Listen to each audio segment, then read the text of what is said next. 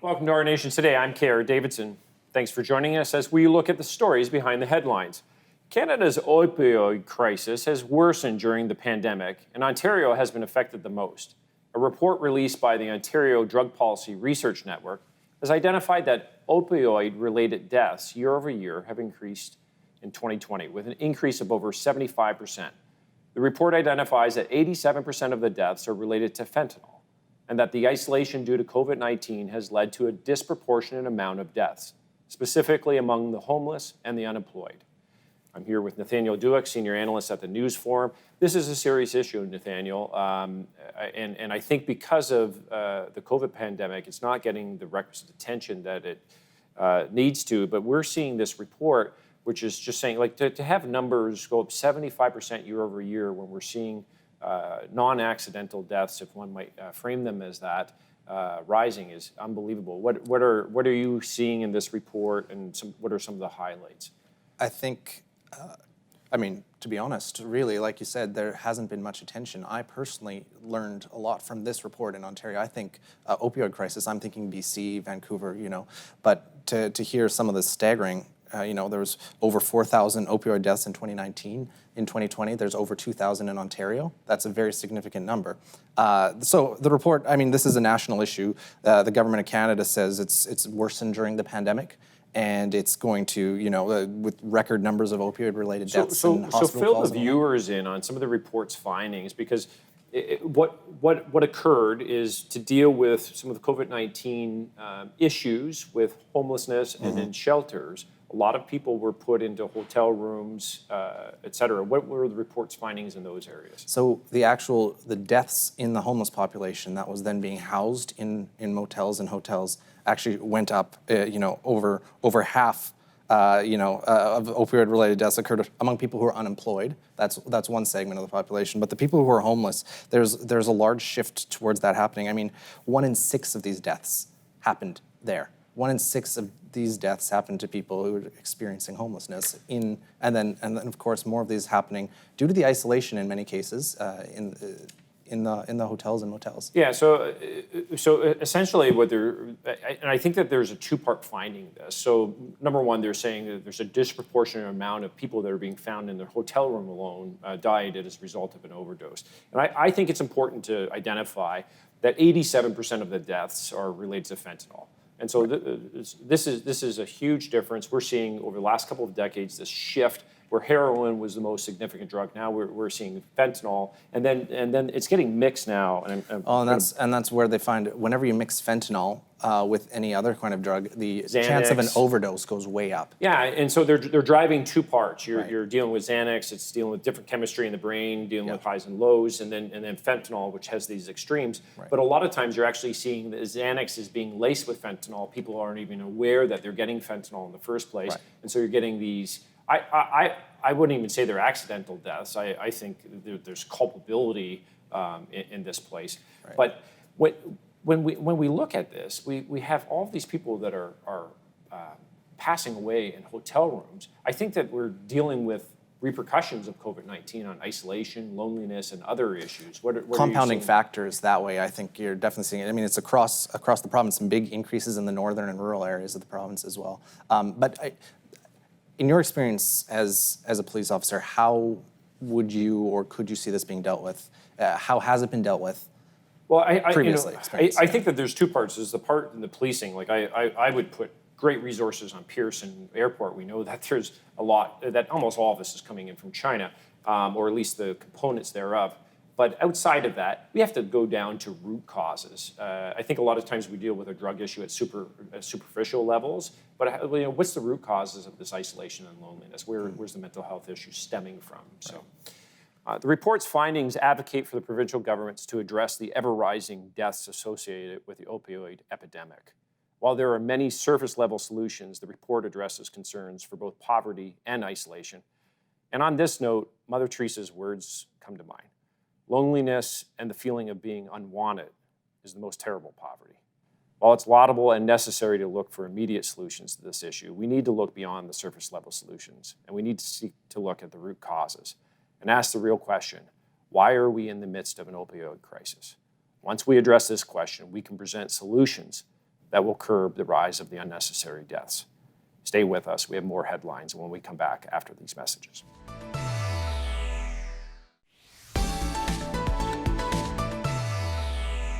Welcome back to Our Nation Today. A group representing Quebec's dairy industry says it is thinking about seeking a protected designation for poutine. The traditional dish of French fries, cheese curds, and gravy has become a source of national pride and is growing in popularity around the world. The group may ask for a reserve designation status from the Quebec government. However, one food expert suggests that instead of trademarking poutine, Canada should follow the French example with the baguette and ask UNESCO to declare poutine a symbol of intangible cultural heritage. Okay, it's really nice to go to a lighter subject after the first segment. Yeah. Even better when we're talking about poutine. Delicious, Okay, right? so Mouth is watering. you know, I love going to La Banquille, and the problem is last time I went there is I went after like a full meal, which you always get when you're in Montreal, and then you go have poutine afterwards. It's actually like a form of torture. Which is actually more calories than the meal you probably And we're going to get into previously- how many of course. calories you have to burn for this, but Right. give us the backdrop. How did poutine originate in Quebec? Because this is burgeoning of opportunity here. So. With great controversy. There's a couple competing stories. Okay. The one that I think we're going with, we know it's originated in Quebec. It's They 100% claim a ownership Quebec there. thing. It's Yeah. also a rural Quebec thing, a small town thing. So, Okay. you know, we got all that going on. Basically, it happened when you have a man who asked for a longtime patron, who asked for cheese curds with his and gravy with his fries. And No. He didn't ask for for gravy yet. That comes. Oh no, No, maybe he that's did. the competing story. He did. That's the competing and then he story. Said, that's right. And then the proprietor of the store said, "This is going to make a big mess." Poutine, of course, French either word for a mess. gallicization of the English word pudding. Pudding, yeah. But it's also slang for messy, right? So, Okay. And so that was in the late 50s. Right, and then late 50s, and it's gone from there. 60s, you have a competing story, I know. Anyway, long story short, it started out there. It started to gain a bit of popularity at food trucks going around, and then it started to spread out to restaurants, and then it got into sort of the mainstream, some of the bigger fast food joints. Yeah. And that's when quality started to go down. It started to be looked down as something Like you McDonald's do. and Right, all it's those something you others, get right. when you're, have after a nightie out on the town, so to speak. And so, then...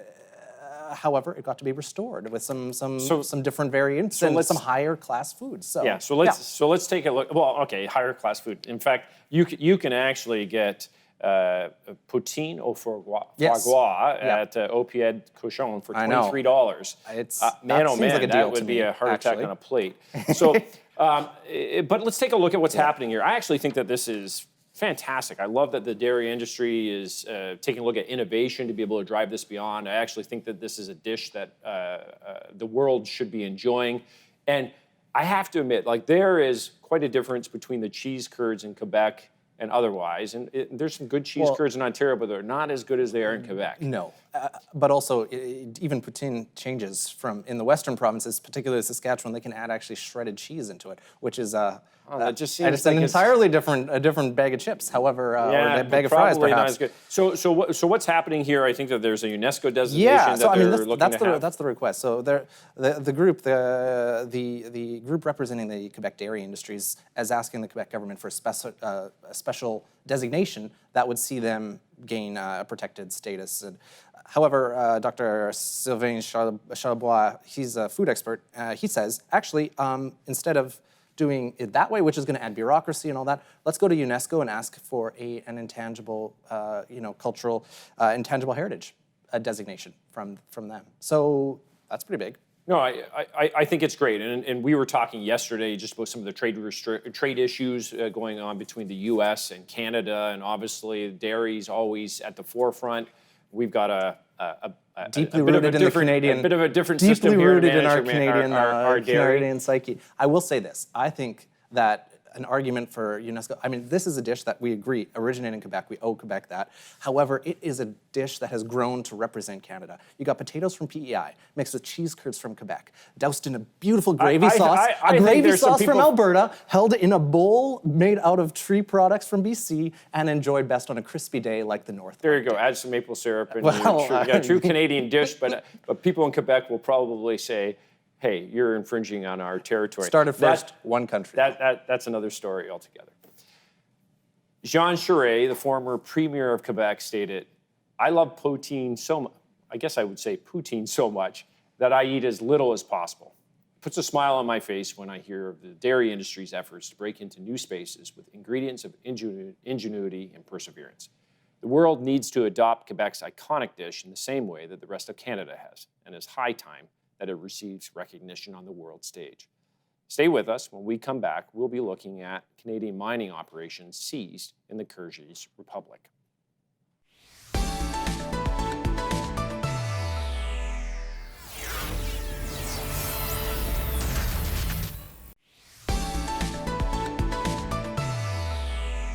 Welcome back to Our Nation Today. A Canadian mining operation in Kyrgyz Republic says that it is no longer in control of its mine. The government says that it is taking control of the Kumtor gold mine for 3 months, effective immediately.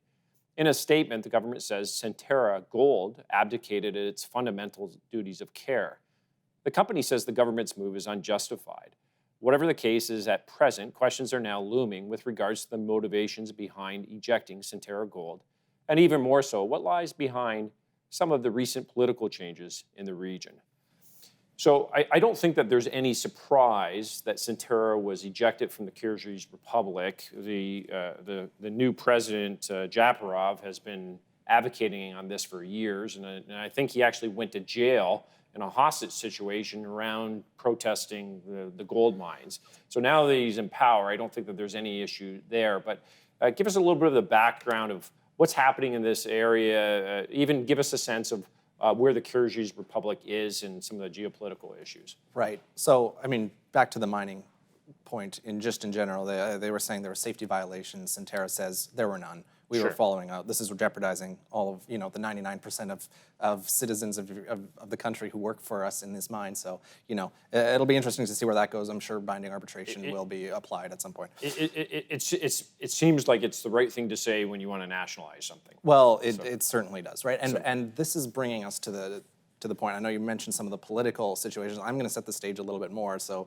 the Kyrgyz Republic is in the middle of Central Asia and landlocked amongst many other countries. The stands, I think, is what collectively called sometimes. Both Russia and China want to influence the region. China for their Belt and Road Initiative, and Russia for its greater Russification of the region. So that's also... So Russia already has a lot of influence. This is a previous Soviet country. You're actually taking a look at some of the debt obligations that the country's owed has resulted in Russia already having control of the natural or the energy sector here. Now we're taking a look at China has significant debt holdings with the country, and they're trying to take a look at how they're going to repay it. And this is, I think, the rub. It's debt has bound this country, whichever previous administration it is. So you mentioned a bit of a change of power. October, there was a crisis. New president was sworn in. Yes, he was actually in the upheaval in October. He was actually removed from prison or set free from prison. And overnight, almost immediately declared to be the interim prime minister. Exactly. Yeah. And then voted in overwhelmingly as a populist leader who's going to stand up against China, who there's some national tensions with, particularly given the situation in the Uyghur province in Xinjiang happening right next door to the Uyghur province. And China has real interest in this area because this is part of their One Belt, One Road initiative, and it's going right through the Fergana Valley, which is really at the heart of this country, and is going to be the driving force to be able to connect their Middle Asia. Exactly. What's Russia's thoughts on this? Well, and because there's no Western influence, typically Russia and China will work together against Western interests, but there's no real significant Western interests politically in the region, so they're actually more combative. on a head-to-head level. So it's been interesting to see perhaps some of the political situation that was happening there is a bit more related to some of the bigger geopolitical tensions in the region as well. Well, and this will be interesting to see how much influence China wishes to exercise here, and how this, relatively small country. I looked at its GDP; it's like $7 billion, and its debt's $5 billion. I know, which is just unbelievable. And so you're seeing that at it's least the debt that we know of. But China made a bunch of deals for debt, which we were talking which about is the yesterday. debt trap, right? Yeah. And we don't actually know, and the citizens don't know, which is part of the aggravation with Chinese influence. They don't know how much they actually owe and what the terms of these deals are. Do you think that this could be leading to a head-to-head with China and Russia, with the U.S. influence pulling out of that area? I think the last air base they had in the area was around 2014 or so. And so with their influence waning, do you think that there's going to be a greater revealing of the true intentions of China and Russia? I think both countries are very aware of each other's intentions in the region, and I think they're both playing a big game. We'll see how they over exert control. that. So, well, a Canadian mine has fallen prey to nationalistic promises of the new president of the Kyrgyz Republic. The change in government in this small landlocked country in Central Asia is giving rise to new opportunities for its neighbors. Both Russia and China are now seeking to capitalize on the U.S.'s recent departure from the region. And both Russia and China, who have traditionally cooperated to stem the U.S.'s influence in this area, appear set on a course that will expose the not-so-secret ambitions they have for control of this economic zone. Stay with us. When we return, we'll look at activities in the Sahel, which some say is causing the region to become a base for international terrorism.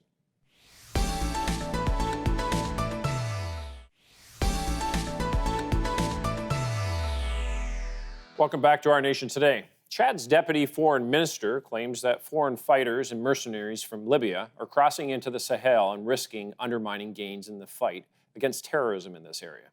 Mr. Dowd warns that the battle against extremist violence could spread beyond the G5 Sahel countries, which are located in West Africa. He says that not only would that be harmful to Africa as a whole, it would turn the continent into a battlefield and a base for international terrorism. His warning comes after the longtime president of Chad, Idris Deby, died on the battlefield in April.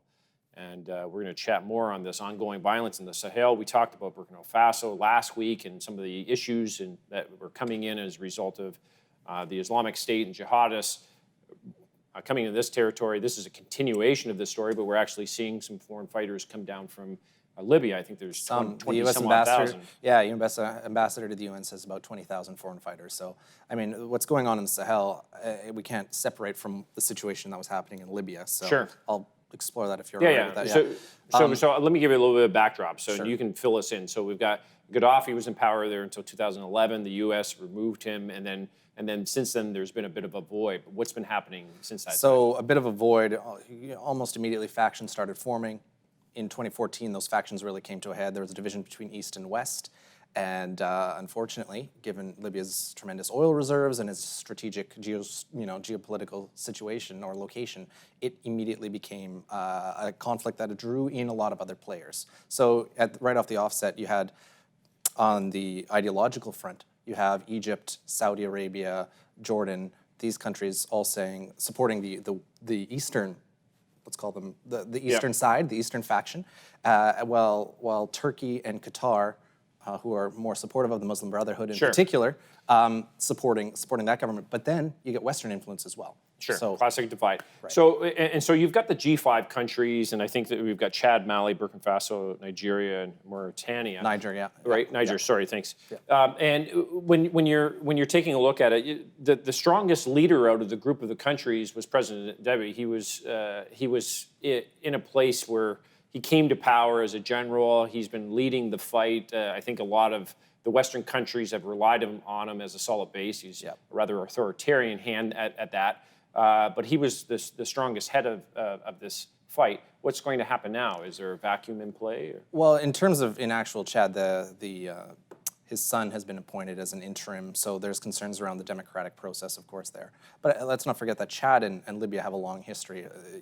The latest conflict over between the late 70s and late 80s, the Toyota War, it's sometimes called, where Chad, without any of the Western heavy equipment that Gaddafi had at the time, was able to manage a victory and take back some of their territory. So Chad has had a long history of fighting the violence. But however, back to Libya again, those 20,000 fighters, Turkey brought in foreign mercenaries, or is said to have brought in foreign mercenaries from Syria, and then other sides as well. So you know, the UN General Secretary is calling on more countries to participate in the funding of the UN. President Biden is saying, well, we probably don't want to do it through the UN. We'd rather do it through direct funding or otherwise.